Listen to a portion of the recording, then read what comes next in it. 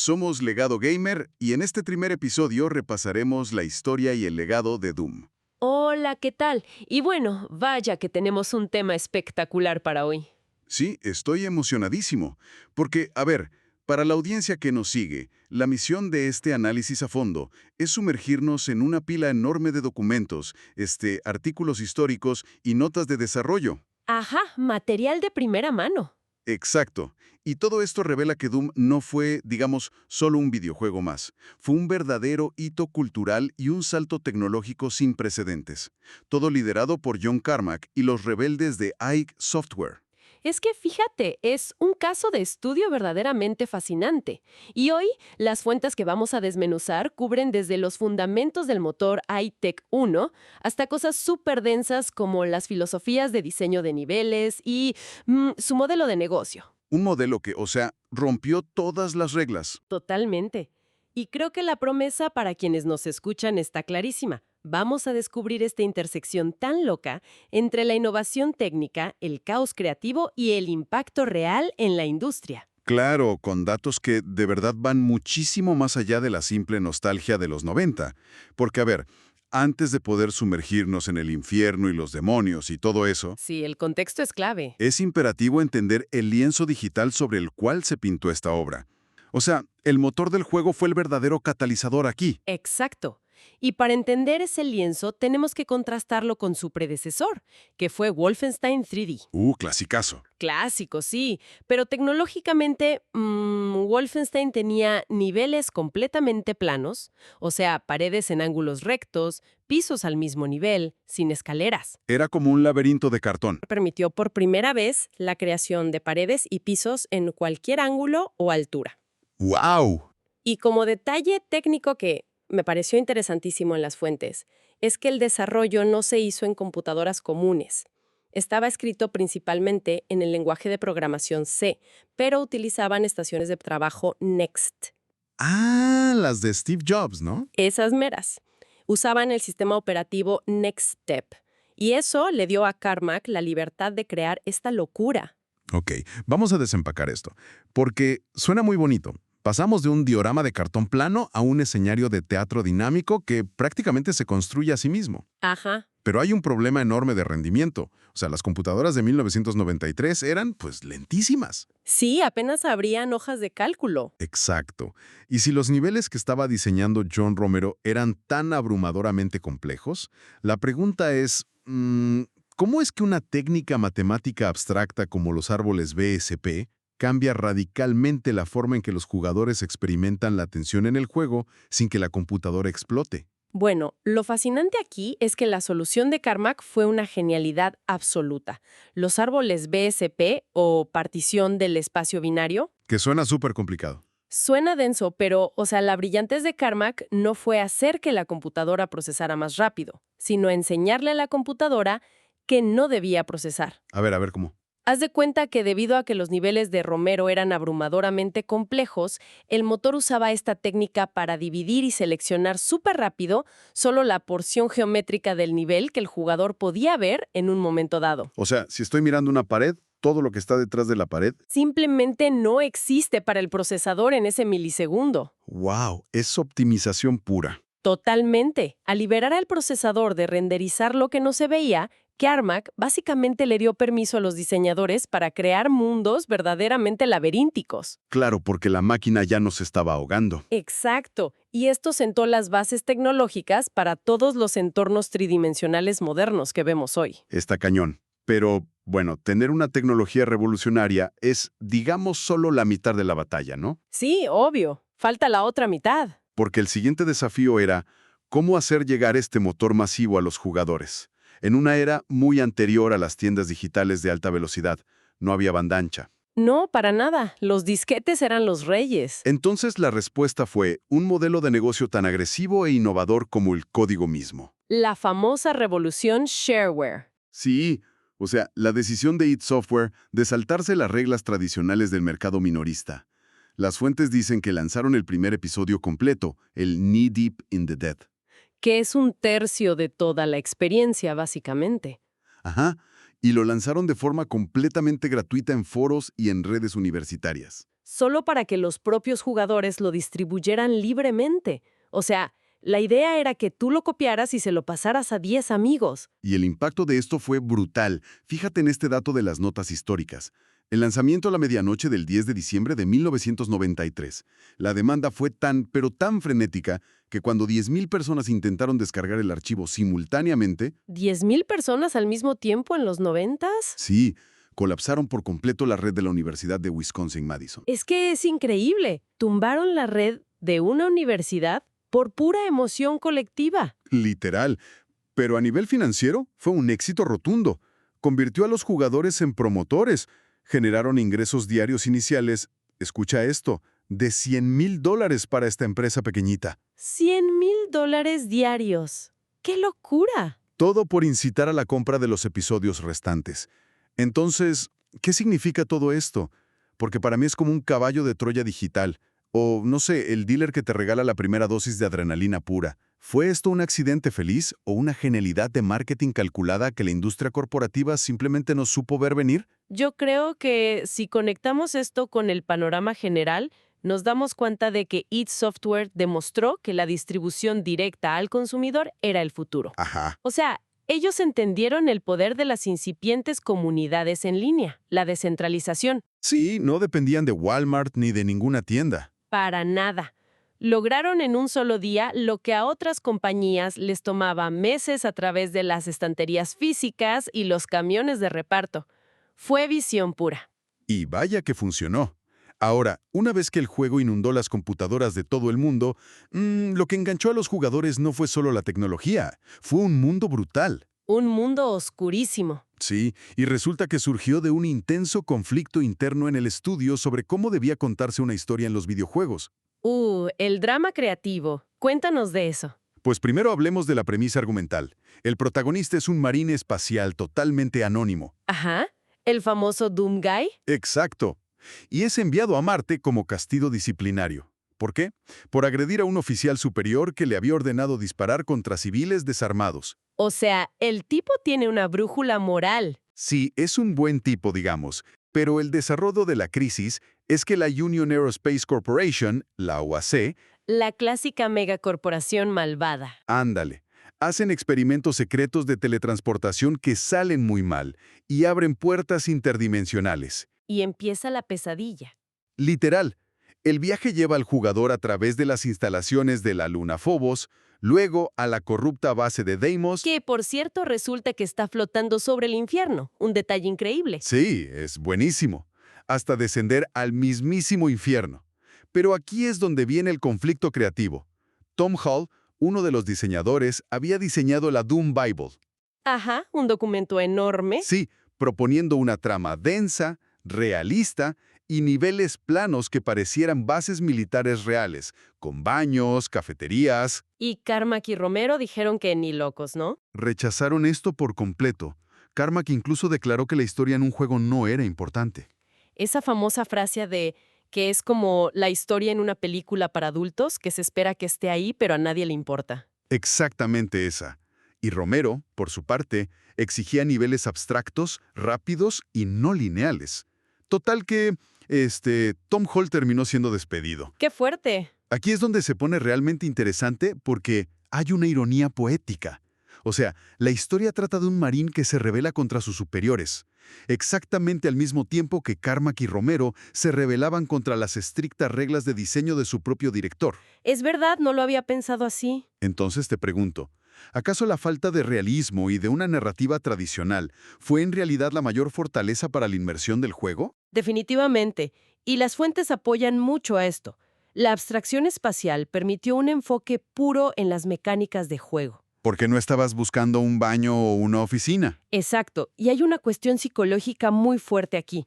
Obligar a la mente humana a navegar por espacios ilógicos y hostiles genera una urgencia mucho mayor. Te estresa más. Te mantiene alerta. Caminar por pasillos hiperrealistas relaja el cerebro porque conoces las reglas, pero en estos niveles abstractos el cerebro no sabe qué esperar, y eso aumenta la tensión al máximo. ¡Wow! Y ese triunfo de la abstracción sobre el realismo dictó directamente la identidad audiovisual, ¿no? Totalmente. Creó una experiencia sensorial abrumadora que definió el género para siempre. Aquí entra la ejecución de la visión de Romero. Cuéntame de esa ejecución. Pues introdujo una verticalidad extrema y una geometría compleja. Ya no era un piso plano. Se incorporaron escaleras, plataformas móviles y, crucialmente, la iluminación dinámica. Ah, sí, las luces estroboscópicas. Imagínate, luces parpadeando en la oscuridad total. Eso inducía una atmósfera genuina de pesadilla que te dejaba al borde del asiento. Y además, el diseño recompensaba la exploración, ¿verdad? Sí, los niveles eran literalmente laberintos que fomentaban la búsqueda de múltiples rutas. Había un montón de secretos ocultos y si eras curioso te premiaban con armas potentes, como el lanzacohetes o el plasma, y potenciadores. ¿Y qué me dices de la innovación en la creación visual de los monstruos? Porque esto me dejó con la boca abierta. Ah, sí. Los aterradores monstruos no fueron simplemente dibujados en una computadora. No, no, no. Fue todo un proceso artesanal. Sí, artistas como Madeleine Carmack y Gregor Ponchatz crearon esculturas físicas reales de los demonios. Usaron arcilla, látex y metal. O sea, los esculpieron con las manos. Ajá. Y luego estas esculturas fueron fotografiadas cuadro por cuadro desde múltiples ángulos, en bases giratorias. Básicamente hicieron animación stop motion que luego fue digitalizada en el juego. Es que yo me visualizo la oficina de desarrollo como un macabro estudio de animación stop motion cruzado con un concierto de heavy metal clandestino. Es la descripción perfecta. Porque además la banda sonora fue revolucionaria. Las notas mencionan que Romero instruyó al compositor, Bobby Prince, para que abandonara la típica música ambiental. Sí, querían adrenalina auditiva. Prince creó pistas viscerales inspiradas directamente en los estilos techno y metal. Hablamos de influencias clarísimas de bandas como Alice in Chains y Pantera. Riffs de guitarra pesadísimos. Entonces, a ver, al juntar un laberinto estroboscópico, monstruos de látex digitalizados y riffs de guitarra pesada, ¿acaso estaban diseñando un juego o intentando secuestrar el sistema nervioso de quien estaba frente a la pantalla? Esto plantea una pregunta importante sobre la psicología del jugador, porque la combinación de ese bucle de combate súper rítmico, los estímulos visuales tan agresivos y el audio estridente creaba algo que los psicólogos llaman estado de flujo o flow. O sea, cuando te metes tanto en la zona que pierdes la noción del tiempo. Exactamente. Fue la síntesis definitiva de tecnología y dirección de arte trabajando juntas para mantener tu adrenalina al límite. Y aquí introducen el concepto de combate de empuje hacia adelante. El famoso push forward combat. Sí, donde no puedes esconderte para recuperar vida. Tienes que atacar y ser agresivo para sobrevivir. Eso cambió todo. Pues vaya análisis. Y para ir cerrando y sintetizar un poco estos hallazgos, creo que la importancia de entender esto es que Doom no fue un éxito por casualidad. Para nada, fue la tormenta perfecta. ¿Sí? O sea, fue la combinación del ingenio de los árboles BSP de Carmack, con este modelo disruptivo de distribución shareware que, bueno, tumbó redes universitarias enteras. Literalmente las colapsó.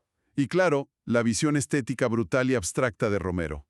Todo esto moldeó el ADN de la industria interactiva moderna. Es un legado gigantesco.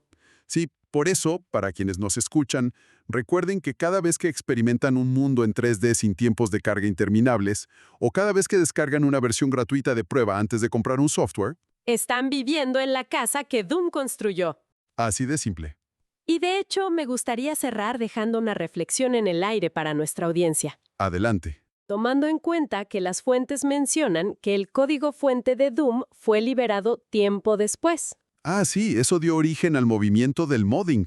Exacto, cualquiera podía modificarlo. Y eso originó el famosísimo meme de Puede correr Doom, donde la comunidad intenta hacer funcionar el juego en dispositivos absurdos. Uf, he visto videos loquísimos de eso. Sí, desde cajeros automáticos hasta termostatos, pantallas de impresoras. Yo vi uno en una prueba de embarazo electrónica. Sí, exacto. Y mi punto es este. Si un mundo tridimensional tan inmersivo y revolucionario fue programado en 1993, con tal elegancia matemática que hoy puede ejecutarse en el microchip de una prueba de embarazo desechable, Ajá. ¿qué nos dice eso sobre la optimización, el exceso y el peso desmedido del software que usamos en nuestra vida diaria actual? Uy, qué buen punto. O sea, Las aplicaciones de hoy te piden gigas y gigas de RAM solo para abrir un chat. Exacto. Nos invita a cuestionar un poco la tecnología que hoy en día damos por sentada y a recordar la verdadera eficiencia matemática. Es una reflexión brillante. En 1993, la invención del motor tridimensional del primer Doom fue pues un salto cuántico, ¿no? Tecnológicamente hablando. Totalmente. Fue, el equivalente digital a descubrir el fuego en esa época. Exacto. Pero fíjate que la verdadera genialidad de sus creadores no fue esa. O sea, fue darse cuenta de que en el 94, para volver a cambiar la historia de los videojuegos, no necesitaban inventar nada nuevo a nivel de código. Solo necesitaban alterar por completo la psicología de quien tenía el control en las manos. Así es. Y pues, les damos la bienvenida a este nuevo análisis profundo. Hoy continuamos con la segunda parte de nuestra retrospectiva sobre el legado gamer. Y la misión de hoy es súper interesante.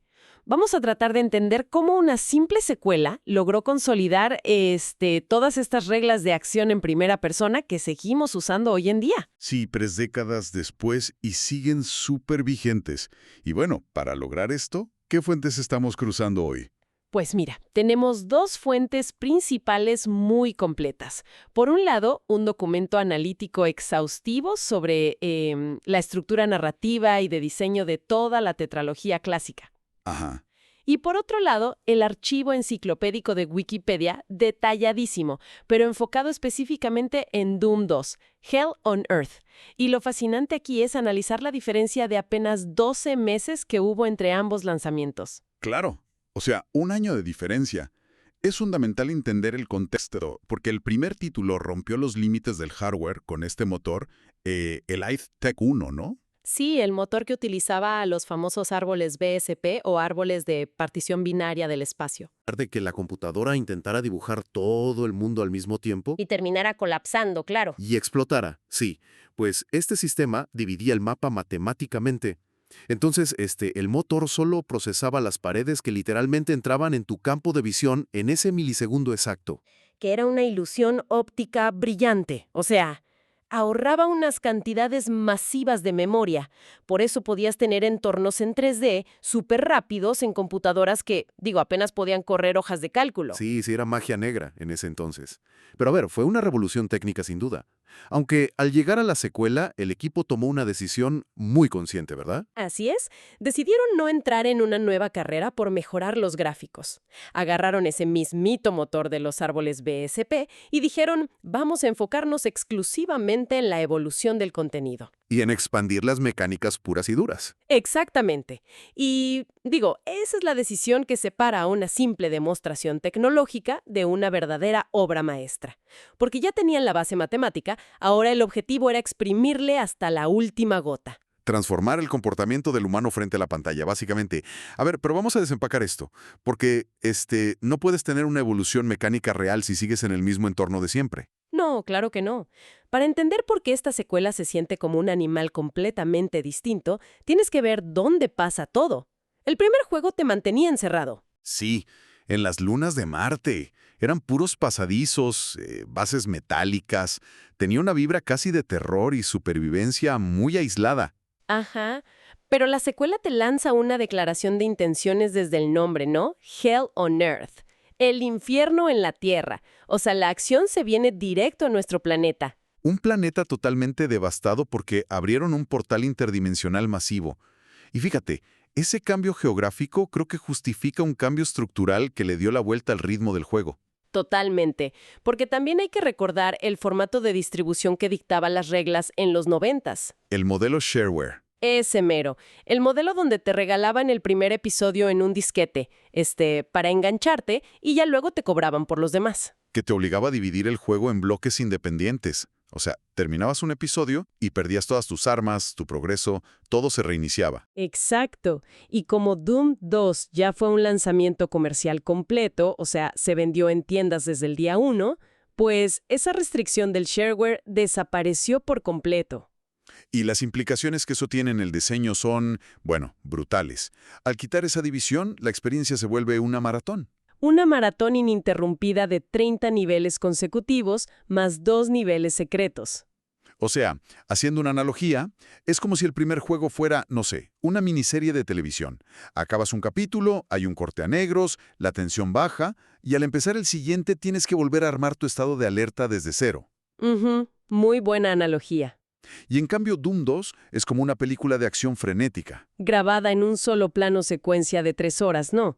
El arsenal se va acumulando, la narrativa no te suelta y la curva de dificultad nunca, pero nunca se reinicia. Y si conectamos esta continuidad que mencionas con la escala de los mapas, pues notas el verdadero impacto de todo. Claro, porque tienes armas que acumulas por 30 niveles. Exacto. Entonces, los diseñadores, John Romero y Sandy Peterson, pues ahora sí tenían justificación para crear niveles gigantescos, porque las amenazas iban a ser mucho mayores. Sí, y aquí es donde, fíjate, quiero cuestionar un poco la información de las fuentes que analizamos. Porque nos dicen que estamos en la Tierra, ¿no? Peleando en zonas urbanas e industriales bajo asedio. Ajá. Pero siendo muy honestos, si revisas la geometría de esos mapas, no parecen ciudades reales para nada. No, para nada, son súper abstractas. O sea, son estructuras rarísimas, plataformas flotantes, laberintos que arquitectónicamente no tienen sentido. Entonces la duda es, ¿esto fue una decisión artística súper vanguardista o simplemente el motor gráfico no daba para más y trataron de disfrazarlo? Pues mira, es una excelente observación. Y la respuesta, según los documentos, se inclina más hacia la limitación tecnológica. Digo, el motor no estaba hecho para dibujar calles fotorrealistas ni rascacielos lógicos. O sea, abrazaron la limitación. Exactamente. En lugar de pelearse con el código para hacer una ciudad mediocre, mejor diseñaron representaciones puramente simbólicas. Entiendo. O sea, lo importante no era que pareciera una ciudad, sino que la forma del mapa dictara el ritmo de los balazos. Tal cual. Crearon espacios abiertos masivos que conectaban con pasillos donde te asfixiabas. La abstracción geométrica permitía que la jugabilidad fuera la que mandara. Y claro, esa expansión de los espacios crea un efecto dominó, porque si los niveles de repente son enormes, pues la vieja escopeta del primer juego se vuelve completamente inútil. Ya no te sirve a la distancia, claro. El diseño del mapa ahora te exigía una solución matemática nueva para el combate. Y así llegamos a la adición que, bueno, cambió absolutamente todo. La Super Shotgun, la escopeta de 2 cañones. Uf, la Super Shotgun. Un arma que no solo se volvió el icono visual de toda la saga, sino que redefinió cómo se equilibraba el poder en todo el género. Pero a ver, poniéndome un poco de abogado del diablo aquí. Si leo el análisis estructural, darle a la persona un arma que nada más hace el doble de daño, pues suena una solución súper perezosa, ¿no? Suena a diseño noventero, sí. Exacto. Esa filosofía de hazlo todo más grande y que haga más ruido. ¿Cómo es que hacerte ridículamente poderoso realmente mejoró el lado táctico del juego? Ah, porque ese poder desmesurado viene con un costo temporal muy grave. Y aquí entra el concepto de riesgo contra recompensa. A ver, explícame eso. Mira, la Super Shotgun dispara una cantidad brutal de perdigones en un solo cuadro de animación, lo cual, a corta distancia, destruye lo que sea. Pero su recarga es lentísima. Sí, te deja vendido. Literalmente. Quien la usa queda completamente vulnerable durante varios segundos en medio del caos. Claro, es casi como ser un torero, ¿no? Porque para que el arma realmente funcione, no te puedes quedar atrás de una pared disparando a lo lejos. Tienes que acercarte. Tienes que dejar que la bestia llegue a centímetros de ti, le das el golpe letal en el pecho y luego tienes que correr hacia atrás desesperadamente para esquivar mientras el personaje mete los 2 cartuchos nuevos. Y esa danza, esa coreografía violenta, es lo que formalmente se conoce como el Push Forward Combat, el combate de empuje hacia adelante. Que es fascinante porque ¿cómo es que cambiar unas líneas de código de un arma te reprograma la mente sin ponerte un solo tutorial en la pantalla? Te transforma el instinto. O sea, en lugar de buscar cobertura cuando tienes miedo, te vuelve agresivo pero de forma muy calculada. El miedo te empuja hacia el peligro. Pero aquí es donde la cosa se pone súper interesante. Porque si fomentas esta agresividad extrema y le das al jugador un arma tan bestial, pues el juego se puede volver un paseo por el parque. Se rompe la dificultad, claro. Exacto. ¿Cómo evitaron que esta nueva agresividad echara a perder el equilibrio que tenían? Pues la solución fue expandir el bestiario, pero de forma quirúrgica. Y las fuentes hacen mucho énfasis en esto. No solo hicieron monstruos con más vida o que pegaran más duro. Sino que introdujeron criaturas que son como piezas de ajedrez letales. Exactamente. piezas diseñadas específicamente para contrarrestar esa agresividad de la Super Shotgun y obligarte a cambiar tus prioridades en microsegundos. Bueno, vamos a hablar de esas piezas de ajedrez, porque sus mecánicas son una genialidad. Empezando, creo yo, por el Archvile, ¿no? Uy, el Archvile, el más odiado. Según los registros, es el enemigo más temido de toda esa generación. Y no es porque se vea muy feo, sino por cómo manipula el estado de todo el tablero. Sí, porque el Archvile básicamente deshace tu trabajo.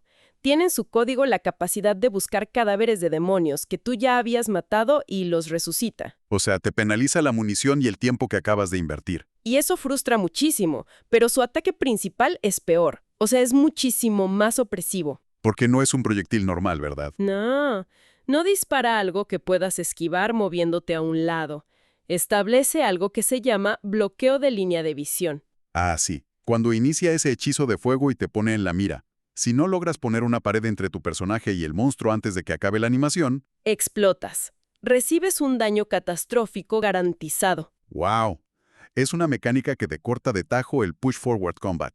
Te obliga a frenar tu ataque y buscar dónde esconderte rápido. Y por otro lado, para castigar a los que mejor deciden quedarse de lejos, pues introdujeron al Revenant. ¿El esqueleto este con los misiles en los hombros? Ese mero. Y la trampa mecánica de este cuate es que algunos de sus misiles son teledirigidos, o sea, rastrean por donde te mueves en el mapa. Lo cual te castiga muchísimo si tu estrategia es correr en círculos a la distancia. Y si decides, bueno, me le acerco con la escopeta, resulta que tiene un ataque cuerpo a cuerpo que te baja media vida en un segundo. Exacto, o sea, elimina por completo la idea de que existe una zona segura. Y a esa presión a distancia, súmale el Mancubus. El gordito gigante, no, que controla el espacio. Sí, esa unidad pesada. Él no dispara recto, él lanza unas ráfagas de fuego que se abren horizontalmente.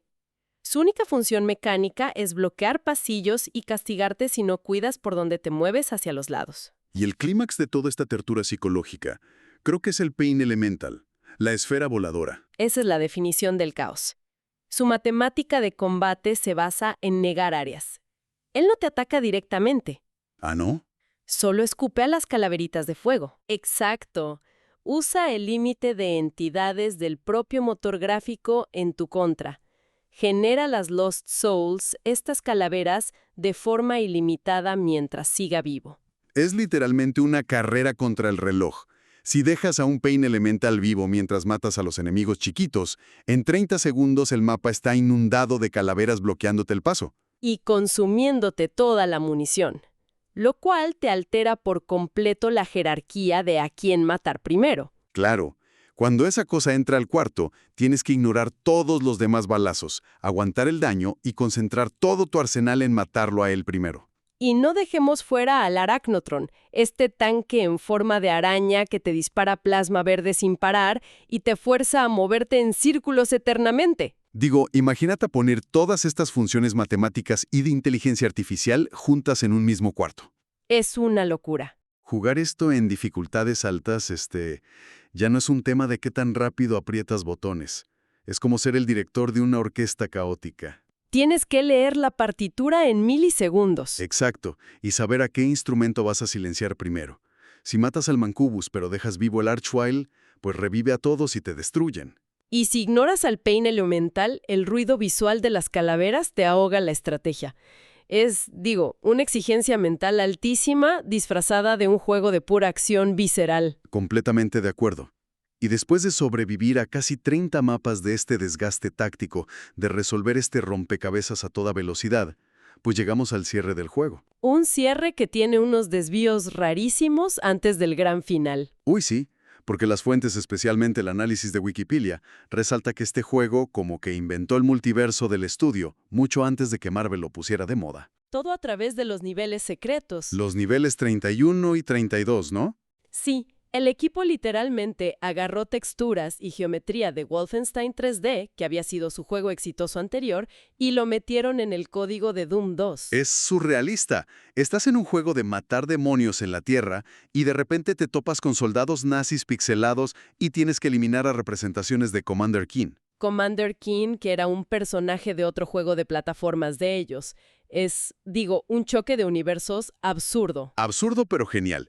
Y bueno, todo esto es el preámbulo para el nivel 30, el clímax contra el famoso Icon of Sin, el icono del pecado. Ujú. Y a ver, te soy sincero, leyendo la descripción mecánica de la enciclopedia, suena a un jefe final súper raro y anticlimático. Lo es, bastante raro.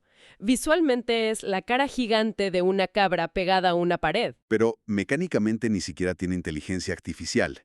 Es una textura plana en un muro que escupe cubos voladores y esos cubos generan a los monstruos que ya discutimos. Ajá, y para hacerle daño a la pared, tienes que subirte a una plataforma que se eleva, esperar el momento exacto y disparar un cohete por un huequito en el cerebro de la textura. Es pura sincronización de tiempos, no es un combate real. Entonces, ¿qué es lo que hace que este encuentro sea una leyenda en la industria si mecánicamente es tan simple? Ah, porque lo que lo hace inmortal es la subversión de los programadores. Resulta que, para que el motor pudiera registrar que tus cohetes le pegaban a una pared plana, tuvieron que poner una entidad física escondida detrás del muro. El verdadero punto de daño, el huevo de Pascua supremo. Ese mero. Si alguien usa el código de trampa, el famoso IG-Clip, para atravesar las paredes como Fantasmar, entra a un cuarto oscuro detrás del jefe. Ajá. Y justo en medio del cuarto está la cabeza empalada y sangrando de uno de los creadores principales del juego, John Romero. Él es la entidad que recibe el daño de tus cohetes. No, bueno, y la broma no termina ahí, porque cuando empiezas el nivel, se escucha un mensaje de audio gutural que da muchísimo miedo. Que no se entiende nada. Exacto. Pero si extraes el archivo y lo reproduces al revés, se escucha la voz del mismísimo desarrollador diciendo, para ganar el juego, debes matarme a mí, John Romero. Es increíble, es que es la intersección perfecta del espíritu de esa época. O sea, eran chavos prodigio programando a las 3 de la mañana, comiendo pizza fría. Y revolucionando la industria global. Claro, se sentían los dueños del mundo. Eran las estrellas de rock del software en los 90s. E incrustaron su firma en el código de la forma más autocrítica y narcisista posible. Y es un detalle que, no sé, como que humaniza mucho la tecnología, ¿verdad? Te recuerda que atrás de toda esa matemática implacable y de la táctica, pues había personas reales divirtiéndose y empujando sus propios límites. Definitivamente. Entonces, a ver, para ir cerrando, sintetizando todo lo que analizamos hoy en los documentos. Este título tuvo críticas al principio porque decían que era solo una expansión glorificada al no tener un motor gráfico nuevo. Sí, muchos decían eso. Pero la evidencia nos muestra que no hacía falta un salto técnico. La verdadera revolución estuvo en cómo construyeron la arquitectura de sus mecánicas, ¿no? Estoy convencida de eso. Agarraron esa maravilla tecnológica de 1993 y al año siguiente la convirtieron en una clase magistral de cómo debe fluir un combate. Demostraron que si la tecnología ya es buena, lo que sigue es la artesanía. ¿Cómo haces que la mente humana se adapte a reglas hostiles? Totalmente. Y bueno, antes de despedirnos, fíjate que me gustaría dejarle una última idea a quienes nos escuchan, algo para reflexionar. Claro, adelante. Y creo que viene muy de la mano con la conclusión del análisis de la tetralogía. A ver. El verdadero legado de Doom 2 no es la sangre en píxeles, ni la controversia en las noticias de esa época, ni siquiera la nostalgia. Su legado real es haber fundado lo que llamamos la investigación de objetivos tácticos. ¿El ADN del rompecabezas de disparos a alta velocidad? Exactamente. O sea, la próxima vez que alguien de nuestra audiencia esté jugando algo súper moderno con gráficos fotorrealistas y físicas avanzadísimas, Ajá. y en medio de la balacera sientan esa urgencia de, híjole, tengo que matar al curandero primero para que no me deshaga el progreso, o tengo que bajar al invocador antes de que llene la pantalla de enemigos. Tienen que recordar de dónde viene esa urgencia. Sí, recordar que ese estrés psicológico, esa necesidad de priorizar blancos en microsegundos que hoy nos parece normal en cualquier juego de disparos, pues se inventó y perfeccionó en el 94. Por culpa de esqueletos que lanzan misiles y alienígenas que reviven muertos en una versión súper abstracta de la Tierra. Tal cual. Pues regresando a la premisa con la que empezamos, a veces innovar no requiere inventar una tecnología nueva desde cero. Basta con entender los engranajes de la mente de la persona que tiene el control en las manos. Así es. Ha sido una exploración sumamente reveladora sobre cómo el buen diseño trasciende los gráficos. Agradecemos muchísimo a toda nuestra audiencia por acompañarnos en esta deconstrucción arquitectónica y táctica del infierno en la Tierra. A ver, imaginemos esto por un momento. Pensemos en una banda de rock amateur. Ok. Una banda que ensaya, no sé, en un garage polvoriento. Sí, el típico garage de los 90. Ajá, exacto.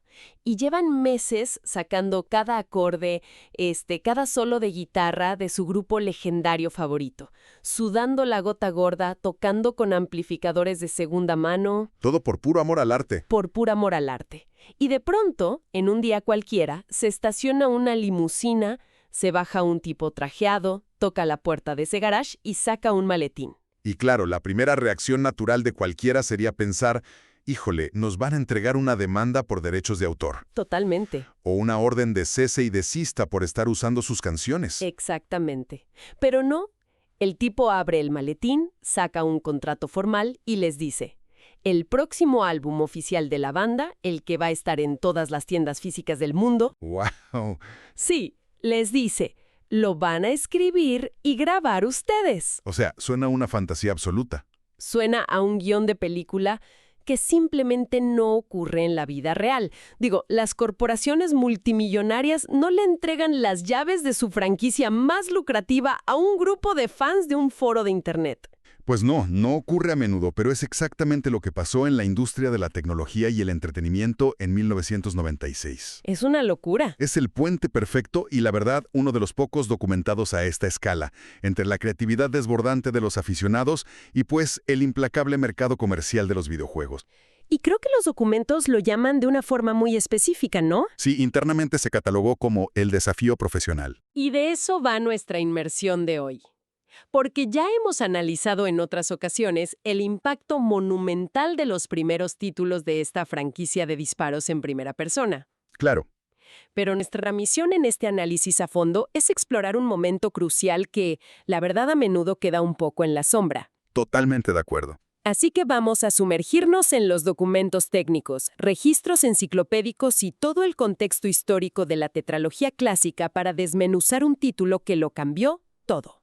Hablamos de Final Doom. Un lanzamiento que marca la coronación de una comunidad que, francamente, llegó a entender el código y el motor gráfico casi mejor que sus propios creadores originales. ¡Qué fuerte suena eso! Y esto ocurrió justo en un periodo de mucha tensión, antes de que la industria diera el siguiente gran salto tecnológico hacia los entornos completamente en 3 dimensiones. A ver, vamos a desempacar esto, porque desde la perspectiva de quienes nos escuchan, la lógica de negocios, no me cuadra del todo. A ver, ¿por qué? Pues tenemos a id Software, la empresa desarrolladora, en la cima absoluta del mundo en el 95 y 96. O sea, eran los reyes del medio. Sí, intocables en ese momento. Entonces, ¿por qué una marca con tanto prestigio arriesgaría su nombre empaquetando el trabajo de sus propios fans? Digo, grupos de la escena del modding como el Team TNT o los hermanos Casali. Ajá. ¿Por qué no simplemente hacer el juego ellos mismos y ya? Bueno, si conectamos esto con el panorama general de la oficina de id Software en ese momento, la decisión no solo tiene sentido, sino que fue una táctica de supervivencia brillante. Supervivencia. Sí, porque John Carmack, el genio programador de la empresa, estaba prácticamente encerrado desarrollando el motor de Quake. Ah, claro, el salto al 3D. Exacto. Estaban intentando resolver el rompecabezas de las matemáticas en 3D puro. Estaban, o sea, sangrando tiempo y recursos en esa innovación. Pero el mercado y la distribuidora seguían exigiendo contenido nuevo de la franquicia anterior. Querían más ventas. Claro, la máquina de dinero no puede parar. Así es.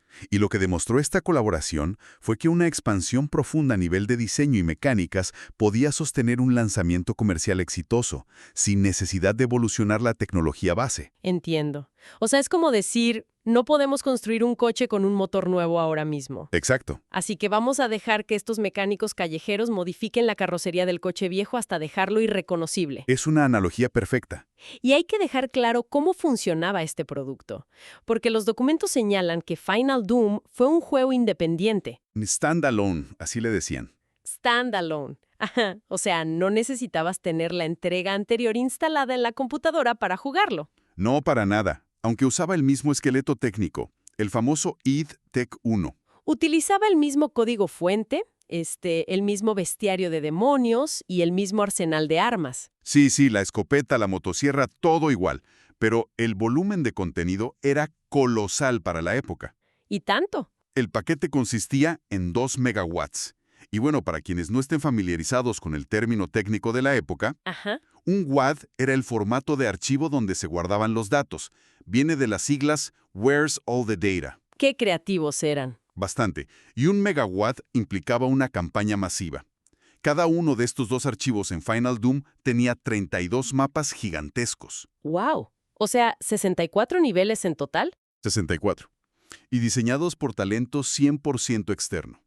Pues hablemos del primero de esos megawatts, porque la historia detrás de su creación, híjole, me vuela la cabeza por pura logística. Es increíble.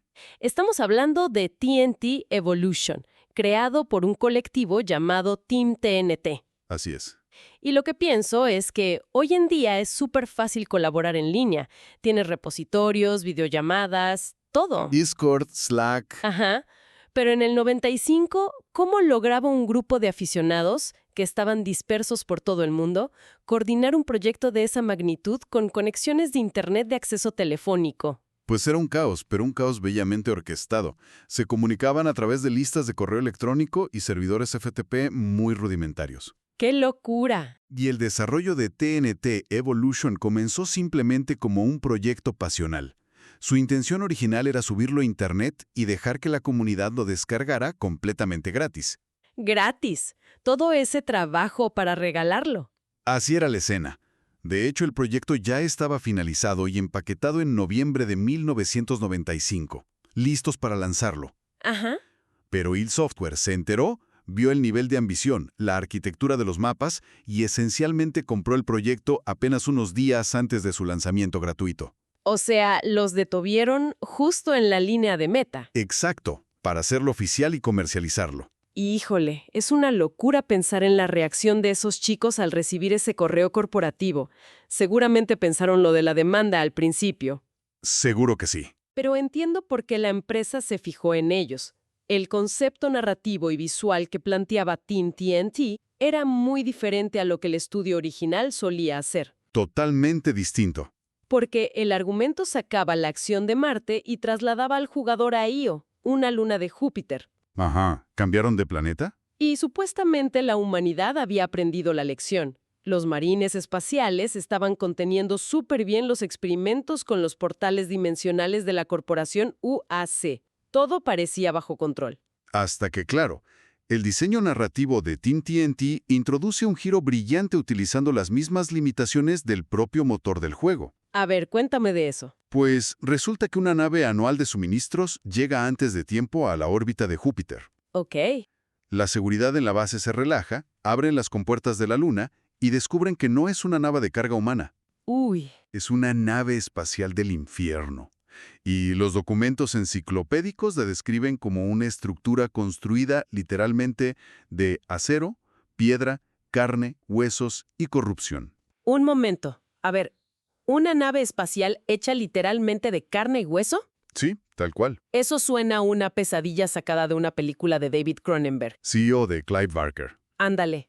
Pero a nivel técnico, ¿cómo logras plasmar algo tan orgánico y grotesco en el 96?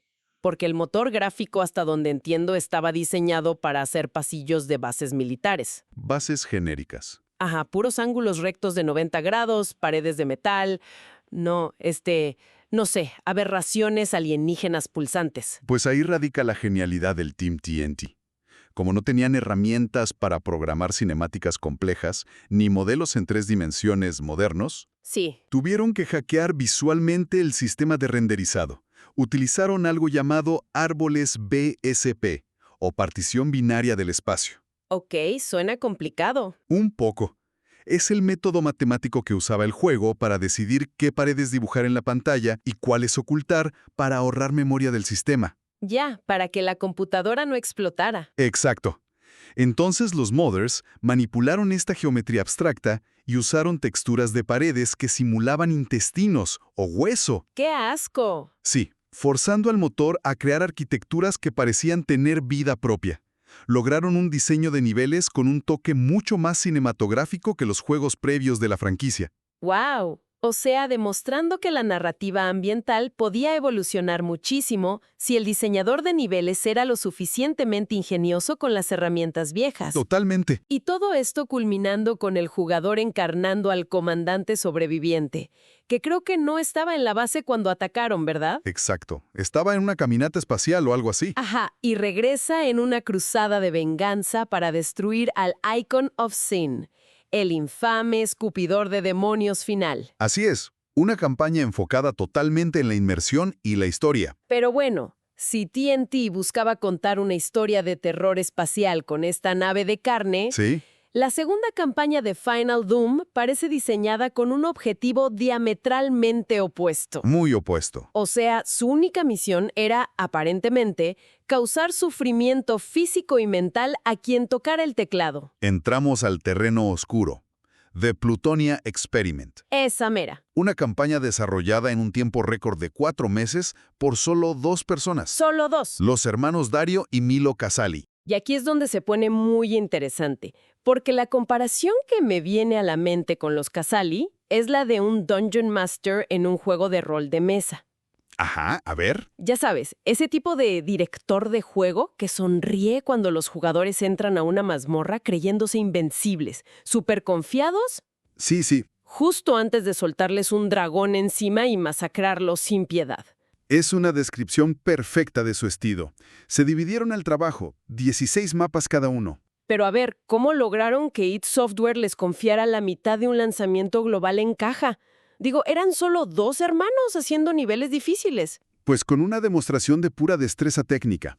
Los hermanos querían llamar la atención de la empresa, así que compilaron un archivo de 8 niveles increíblemente complejos. Ok. Y se los enviaron directamente a American McGee, que era uno de los diseñadores de niveles más importantes de id Software en ese entonces.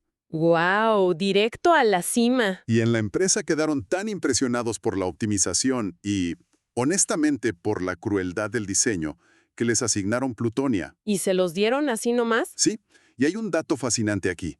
Mientras que el trabajo del Team TNT sufrió varias modificaciones de rendimiento por parte de la empresa, porque los mapas eran tan detallados que colapsaban las computadoras. Ah, claro, por la nave de carne y eso. Exacto.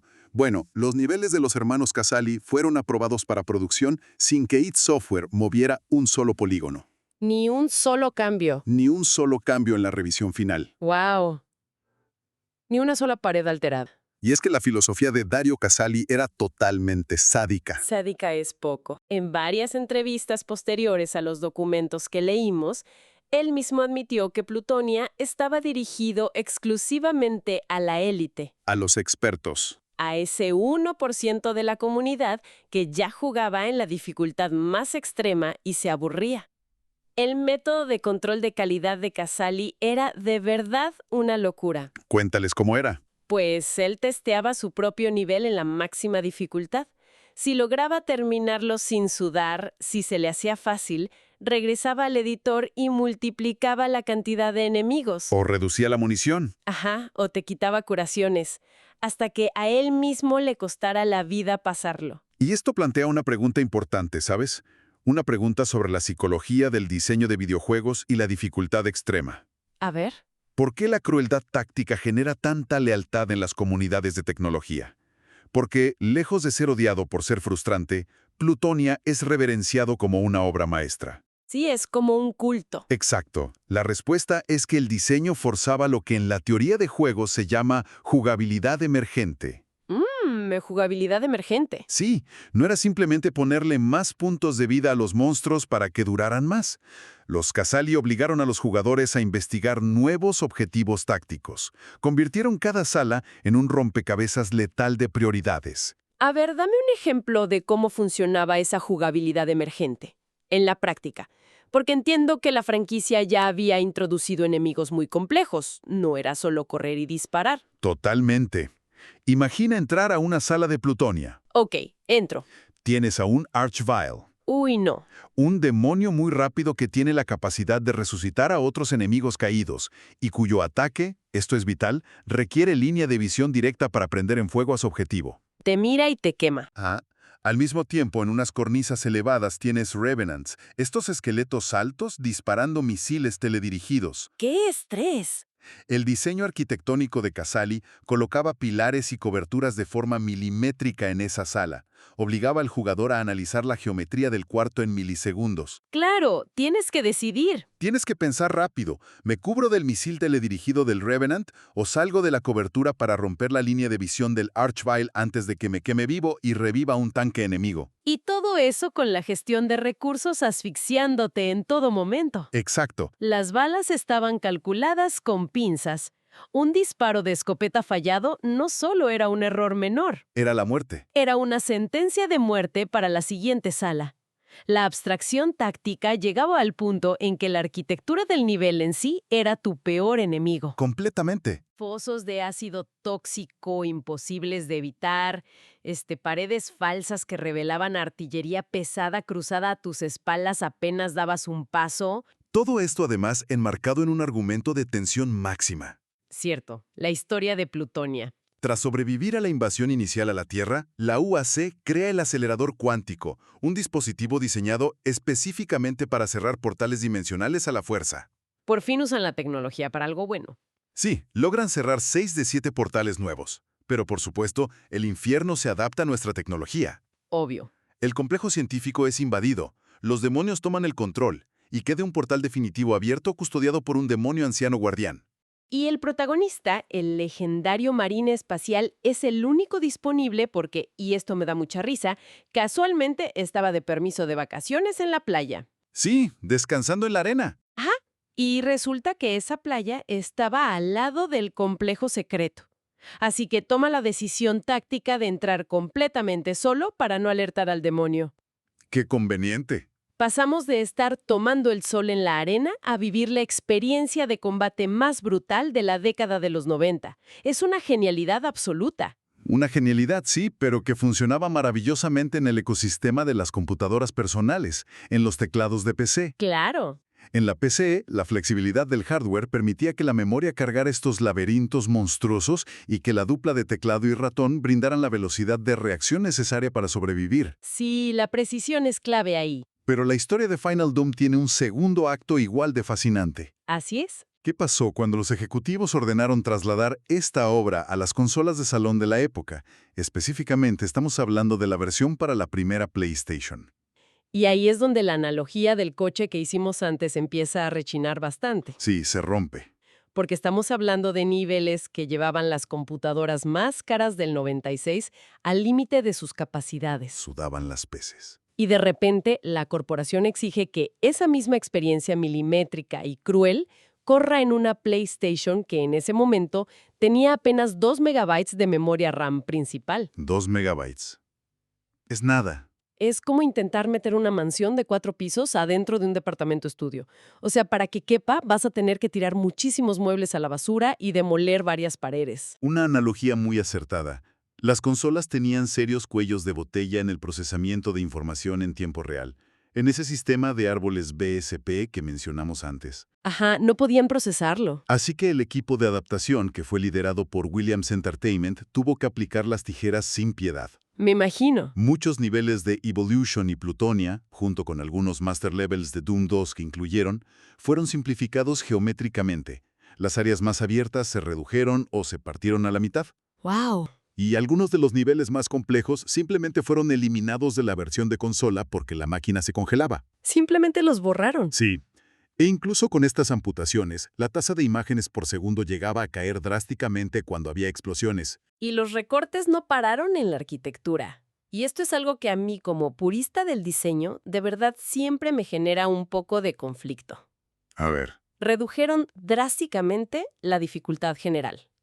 ¿Sí lo hicieron? Claro, para acercarse más a la experiencia original y para adaptarse al control de consola, que obviamente es más torpe que un ratón en esa época. Sin duda. Pero quitaron oleadas enteras de enemigos. Incluso borraron del código a jefes colosales. Por ejemplo, el infame Cyber Demon simplemente desapareció del nivel Baron's Lair. ¡Puf! ¡Adiós! Ajá, porque la consola no tenía memoria para cargar su enorme cantidad de píxeles. Entonces, a ver, siendo críticos, Ajá. si quitas a los jefes más difíciles, si bajas la dificultad y cortas partes enteras del mapa por falta de memoria, ¿No están arruinando por completo la visión táctica original que los modders construyeron con tanto esfuerzo? Es un debate muy válido. Si lo miras estrictamente desde el diseño de reglas y el castigo de los hermanos Casali, sí, es una versión muy comprometida. Pues sí. Pero, y aquí viene el giro fascinante de la historia, esas limitaciones de hardware, lejos de arruinarlo, crearon accidentalmente una nueva identidad. Empujaron la experiencia hacia el terror psicológico. Ah, claro, por el vacío. Exacto. Al tener menos enemigos en pantalla, los pasillos inmensos de pronto se sentían increíblemente vacíos y solitarios. Los desarrolladores no podían apabullar al jugador con hordas masivas, así que tuvieron que depender de la atmósfera. El tono dio un giro de 180 grados. Completamente. Y gran parte de la culpa de ese nuevo tono opresivo la tuvo el compositor Aubrey Hodges, ¿Verdad? Él es la clave de todo esto. porque la versión original de PC tenía estas pistas MIDI, con guitarras rápidas, esa energía de rock pesado que te invitaba a correr y disparar. Sí, pura adrenalina. Pero Hodges tiró todo eso por la ventana. Implementó música ambiental, híjole, de esa que de verdad te pone los pelos de punta. Espeluznante y oscura. Eran pistas llenas de lamentos distorsionados, ecos de maquinaria lejana, bajos profundos que hacían temblar la televisión de la sala. Si a eso le sumas los cambios visuales... Precisamente. Porque modificaron las texturas de los cielos. En PC veías montañas detalladas o ciudades en ruinas. En PlayStation implementaron cielos que eran fuego animado o cielos nocturnos estrellados completamente oscuros. ¿Te sentías en el infierno literal? Esa combinación de la banda sonora de Hodges y los cielos oscuros pavimentó directamente el camino para lo que luego sería Doom 64. Ah, el verdadero puente hacia el horror opresivo. Exactamente. En lugar de un simulador de combate hiperactivo, la versión de consola se transformó en una experiencia de terror en aislamiento. Las limitaciones crearon una rama evolutiva distinta. Es fascinante cómo la fricción entre la ambición del software de los fans y la limitación del hardware comercial puede forzar una mutación creativa tan profunda. Así es. Entonces, si miramos este panorama completo y recapitulamos el viaje de hoy, ¿qué significa todo esto para la audiencia? Buena pregunta. Final Doom no fue solo un paquete de niveles más para sacar dinero. Fue la coronación del desafío profesional. El momento exacto en que las ideas pasaron de los foros oscuros a las vitrinas mundiales. Y demuestra de forma innegable cómo dominar una herramienta técnica por pura pasión puede legitimar a los creadores independientes en industrias multimillonarias. Totalmente. O sea, usaron editores de geometría rudimentarios de los años 90 para hacer historias cinematográficas y rompecabezas tácticos. Nos enseña que si tu destreza empuja el medio hacia adelante, la gran industria inevitablemente te va a abrir la puerta. Lo cual, la verdad, nos deja con una reflexión final sumamente interesante que va mucho más allá de las fuentes y los disquetes de 1996. A ver. Vimos cómo en aquella época, un estudio gigante delegó su producto estrella al talento descentralizado de su comunidad, ¿Sí? porque las herramientas lo permitieron. Hoy en día, la barrera entre consumidor y creador se está difuminando a una velocidad vertiginosa. Por la inteligencia artificial y todo eso. Exactamente. Con el avance de la IA generativa y herramientas de diseño tan intuitivas, esto plantea una interrogante seria. ¿Cuál sería? Llegará un punto en el futuro cercano donde las grandes industrias creativas dejen de intentar diseñar internamente sus juegos estrella y simplemente proporcionen herramientas de inteligencia artificial para delegar por completo el diseño a la imaginación colectiva de su propia audiencia. ¡Guau! Es una idea para seguir procesando, porque podría reescribir por completo la economía del entretenimiento. Una idea súper provocadora y que sin duda nos deja muchísimo en qué pensar. Tal vez el próximo gran título no salga de una junta corporativa, sino de un cuarto cualquiera con las herramientas correctas. Así es. Pues hasta aquí llega nuestra inmersión de hoy. Gracias a todos por acompañarnos a través de estos pasillos infernales de los 90. Pensemos en esto por un segundo. Es 1997. Llega una flamante consola de 64 bits a la casa, se inserta un cartucho nuevecito y, pues obviamente, se espera esa misma acción rápida, colorida y ruidosa que ya le había volado la cabeza a medio mundo en la computadora un par de años antes. Se enciende la pantalla y de repente, en lugar de guitarras frenéticas... Pura oscuridad, ¿no? Exacto. Un ambiente súper opresivo, ecos de llantos demoníacos en la más absoluta oscuridad y un terror psicológico que, la verdad, hiela la sangre. Hoy no vamos a repasar simplemente un juego retro más, para nada. Hoy vamos a hablar de cómo un cartucho que muchísima gente ignoró pensando que era un refrito es en realidad uno de los secretos mejor guardados de la industria. Y es un fenómeno que pasa muchísimo. O sea, esos títulos que quedan atrapados en el fuego cruzado del marketing, o que son ensombrecidos porque la industria ya estaba mirando hacia la siguiente gran moda gráfica. La gente ve el título y asume, pues es la misma historia que ya jugué. Sí, lo archivan en la categoría equivocada por décadas. Totalmente.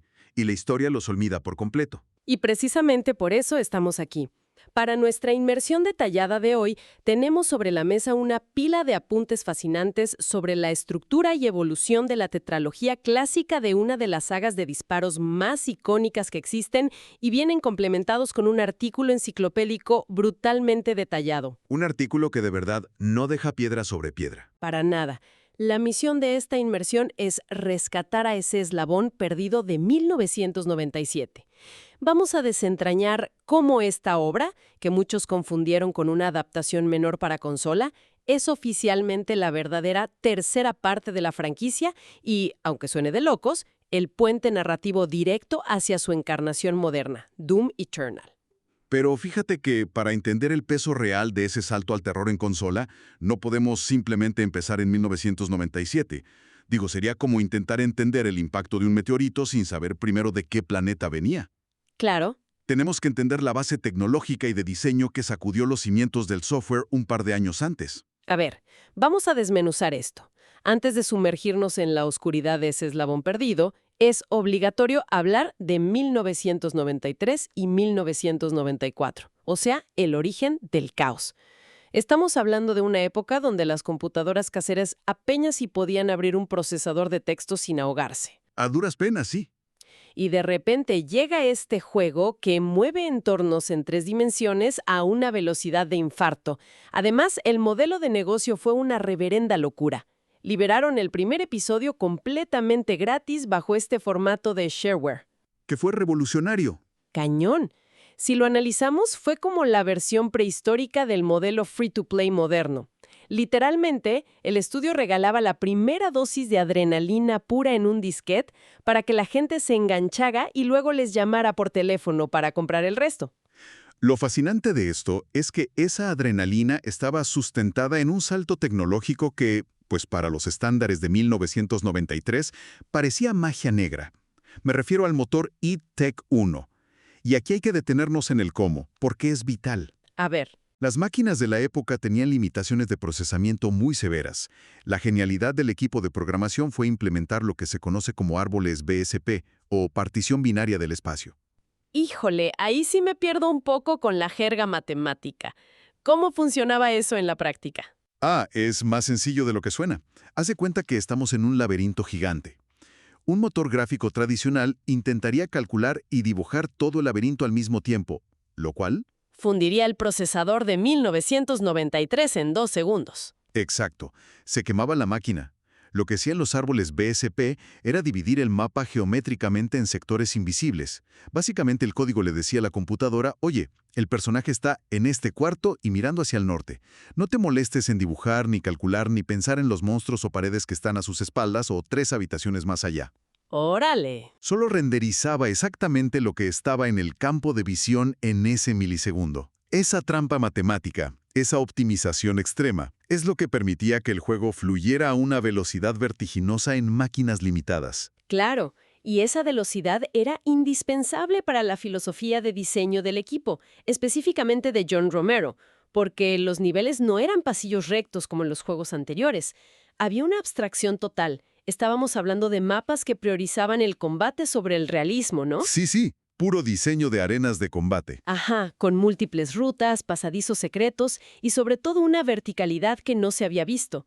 Podías estar peleando en un foso de ácido y de repente caían disparos desde una torre que ni siquiera estaba en el radar. Y eso dio origen a lo que hoy llamamos combate rítmico hacia adelante. La arquitectura misma del juego obligaba a mantener un movimiento constante. No existía este concepto moderno de cubrirse detrás de una caja para recuperar salud. No, para nada. Si te quedabas quieto, se acababa la partida. Tal cual. Y ojo, que esta misma velocidad y arquitectura de los mapas sentaron las bases para el multijugador, introduciendo el deathmatch al mundo. Las redes de las oficinas se saturaban porque la gente se ponía a cazar a sus compañeros de trabajo. Esa velocidad generó un problema muy entre comillas, y es que quienes jugaban se volvieron demasiado buenos muy rápido. Entendieron la danza del combate. Así que para la secuela directa en 1994 no bastaba con poner los mismos enemigos en mapas más grandes. No, tenían que subir la apuesta. Tenían que romper el ritmo y llevar la táctica a otro nivel. Y ahí es donde entra la invención más gloriosa del juego, la escopeta de doble cañón, la famosa Super Shotgun.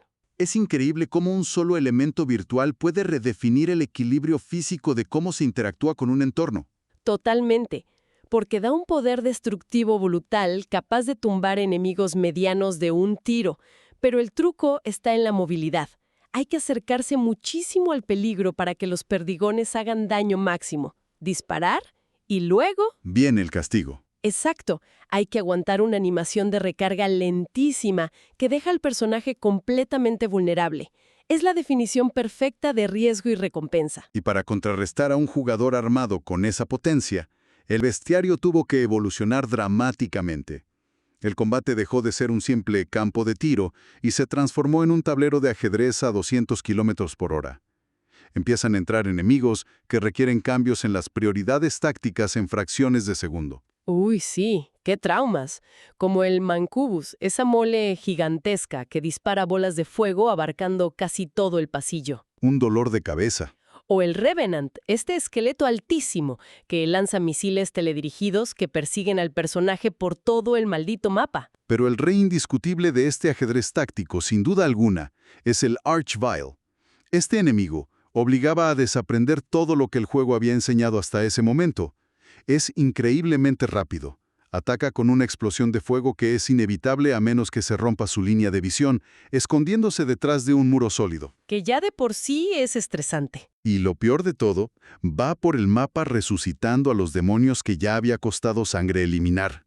En el momento en que se escuchaba su sonido característico, todo lo demás pasaba a segundo plano. Había que cazarlo inmediatamente. Está cañón. Y fíjate que esa complejidad táctica y la arquitectura basada en archivos WAD, que son los que separaban los datos del juego del motor en sí, hicieron algo histórico. No solo crearon millones de fans, sino que le entregaron las llaves del reino a la comunidad. La inmensidad del modding, claro. Exacto. El juego era tan maleable que la gente empezó a crear miles de niveles y conversiones totales. El impacto fue tan salvaje que para 1996 el estudio original dijo, a ver, son tan buenos que vamos a publicar su trabajo oficialmente. Y así nace Final Doom, desarrollado literalmente por la base de fanáticos. Es un punto de inflexión interesantísimo, porque tenemos a dos equipos principales de la comunidad, el Team TNT y los hermanos Casali, creando productos oficiales. Y lo que nos muestran los apuntes es cómo de un mismo motor gráfico pueden hacer dos filosofías de diseño diametralmente opuestas. A ver, explícame esa división. Por un lado, la campaña Evolution apostó por intentar contar una historia a través del entorno. Eran mapas enormes, intentando simular bases reales, con una vibra más cinemática y exploración inmersiva. Ajá. Y por otro lado, tenemos The Plutonia Experiment, diseñado por los hermanos Casali. ¡Ay, Plutonia! Que la neta siempre me ha parecido un ejercicio de sadismo puro. Es un salto de dificultad absurdo, lleno de emboscadas constantes, trampas crueles y una gestión de munición donde fallar un tiro significa reiniciar el nivel. Sí, es implacable. Y aquí lanzo una pregunta, porque esto siempre genera debate. ¿No parece que esta crueldad táctica de Plutonia terminó distorsionando la visión original? O sea, pasamos de una acción fluida, de sentir una invencibilidad brutal, a un simulador de tortura lleno de trampas donde un paso en falso es muerte instantánea. Es una reacción súper común, la verdad. A simple vista parece que rompieron la fórmula, pero si analizamos la mecánica subyacente, lo que hicieron en realidad fue evolucionar la investigación de objetivos tácticos en los juegos de disparos. En el 96, quienes jugaban ya se sabían de memoria los patrones de los monstruos. Claro, ya no asustaban. Exacto. Lo que hizo Plutonia no fue simplemente inflar la salud de los enemigos, sino usar la arquitectura del Napa como el verdadero antagonista.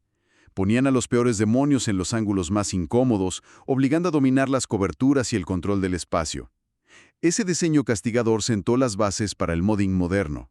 Entiendo. Mostró que la comunidad podía mantener el juego fresco por 3 décadas, culminando en joyas comunitarias como Brutal Doom. Uf, Brutal Doom, qué joya. Sí, un mod que añade una violencia visceral increíble y mecánicas modernas que incluso terminaron influyendo en el regreso de la saga en 2016. O sea, convirtieron el caos en una ciencia exacta. Totalmente válido. Pero bueno, mientras empecé, la comunidad llevaba las mecánicas al límite de la dificultad táctica. En las consolas estaba a punto de ocurrir un salto totalmente distinto. Abandonar la acción pura para sumergirse en el terror. El gran pivote. Los desarrolladores de Midway Games sabían que no podían competir con la velocidad del teclado y el ratón usando los mandos de Nintendo 64. Su respuesta fue brillante. Si no podemos hacer que la velocidad sea el foco, hagamos que avanzar dé muchísimo miedo. Exacto. Y ahí radica el gran malentendido. Muchísima gente, e incluso revistas de la época, vieron la caja y dijeron, es otro port más de 1993, ya lo jugué. Y no podían estar más equivocados. Midway construyó un juego desde cero, con un motor alterado. De hecho, durante el desarrollo iba a llamarse The Absolution, título que al final solo se usó para el último nivel. Era una verdadera secuela. Y aquí es donde la cosa se pone súper interesante. Hablemos de la trama, porque de verdad se pone oscurísima. Sí, es un tono muy distinto. Retomamos justo después de los eventos de la segunda parte. El único sobreviviente humano vuelve a la Tierra victorioso. Pero los militares, en una clásica maniobra de burocracia en pánico, deciden bombardear las lunas invadidas con niveles absurdos de radiación para esterilizar todo. Un plan a prueba de fallos, obviamente. Claro, ¿qué podría salir mal? Pues como en cualquier historia de ciencia ficción, el remedio sale terriblemente mal. La radiación interfiere con los sensores militares y, bajo esa neblina tóxica, una entidad misteriosa resucita a los demonios. Pero los muta, haciéndolos más fuertes que nunca. Mandan a una nueva fuerza de ataque y la masacran. Así que el protagonista tiene que volver a bajar, completamente solo otra vez. Y quiero hacer una pausa aquí porque esa premisa de soledad absoluta no es solo un pretexto para disparar, es el núcleo narrativo que convierte a este título en el puente directo, oficial y canónico hacia Doom Eternal. Ese trauma, esa condena a ser la única barrera entre la humanidad y el infierno por la eternidad, es la semilla de la psicología del personaje moderno. Todo escondido en un cartucho gris. ¡Guau! Pero claro, para transmitir ese trauma no servían los visuales coloridos y la música frenética de antes. La consola de Nintendo fue el lienzo perfecto para esta nueva atmósfera opresiva. El cambio más agresivo fue el auditivo. El compositor Aubrey Hodges borró del mapa el heavy metal. En su lugar compuso un estilo dark ambient. Imagínate caminar por pasillos escuchando maquinaria oxidada y ecos guturales. A eso súmale la iluminación. Uf, la iluminación de colores. Sí, el hardware de Nintendo 64 permitía luces coloreadas en los sectores. Podían bañar pasillos enteros de rojo o verde tóxico, creando un tono que era casi un híbrido entre el noir y el horror psicológico. Y vaya que los demonios encajaban en ese terror. Los rediseñaron por completo. Por ejemplo, el cacodemonio, que antes era una bola roja simpática, aquí tenía un color marrón carnoso asqueroso con bracitos encadenados. Súper tétrico. Sí, o el Pain elemental con 2 bocas y un pelaje rarísimo. Pero el peor, el que daba pesadillas de verdad, era un imp espectral. Era casi transparente, y tratar de dispararle algo que apenas distorsionaba la luz en un juego tan oscuro era desesperante. Además de lo visual, implementaron innovaciones técnicas muy interesantes. Metieron cámaras de seguridad para revelar secretos y trampas mortales súper elaboradas. Flechas en las paredes, techos que aplastaban y áreas que invocaban oleadas enteras al tomar un objeto. Y para sobrevivir a eso, introdujeron el mejor secreto guardado, el Unmaker. ¡Ah, qué chulada de arma! Una locura. Es un arma de origen demoníaco que usa munición de plasma. Y lo brillante es que premia la exploración, porque si encontrabas 3 llavas especiales con forma de macho cabrío en los niveles ocultos, la azul, la amarilla y la magenta, el arma evolucionaba hasta disparar 3 láseres simultáneos. Esto plantea una pregunta muy importante sobre las limitaciones. Todo este rediseño visual y las nuevas mecánicas tuvieron un costo altísimo. Mientras en PC los juegos ya usaban CD-ROMs inmensos, Midway estaba encadenado a un cartucho de 64 megabytes. Que es la nada misma. Me imagino que guardar animaciones rediseñadas ocupaba un chorro de espacio, ¿no?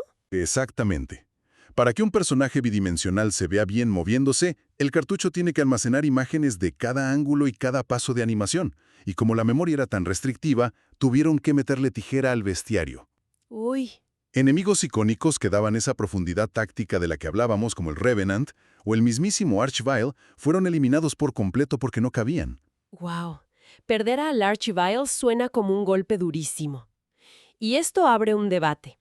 ¿La pérdida de esa profundidad táctica realmente se compensó con el arma Unmaker y la nueva vibra de terror? Es un debate fascinante. Al estar limitados por los 64 megas, priorizaron la atmósfera sobre la cantidad de contenido. Cambiaron la complejidad de moverte rapidísimo por la tensión de dar pasos lentos pensando qué monstruo va a saltar de la sombra. Y funcionó tan bien que décadas después, estudios como Night Dive relanzaron el juego en 2020 con un epílogo extra, dándole por fin su lugar como clásico. Entonces, ¿qué significa todo esto al final del día? Hemos visto cómo la saga definió los cimientos del PC usando árboles BSP y distribución shareware, cómo mutó en manos de una comunidad experta con los WATs y mods, y cómo se transformó en una obra maestra del terror psicológico atrapada en 64 megabytes. Si conectamos esto con el panorama general, hay un dato que invita muchísimo a la reflexión. El equipo original planeaba hacer un Doom 64-2. Estaban listos, pero lo cancelaron. ¿Por qué? Porque la industria y quienes jugaban estaban totalmente hipnotizados por Quake y los entornos poligonales completos en 3D. ¡Qué barbaridad! O sea, ¿la fiebre del 3D lo mató? Sí, y eso nos deja una pregunta. ¿Cuántas obras maestras atmosféricas se han quedado en el olvido simplemente porque la industria estaba obsesionada con el siguiente salto en la fidelidad gráfica? Está cañón, ¿verdad? Es para quedarse analizando cómo el brillo de los gráficos nuevos a veces ciega la verdadera innovación atmosférica. Gracias por acompañarnos en este viaje por los pasillos oscuros y radiactivos de Marte. Hasta la próxima inversión.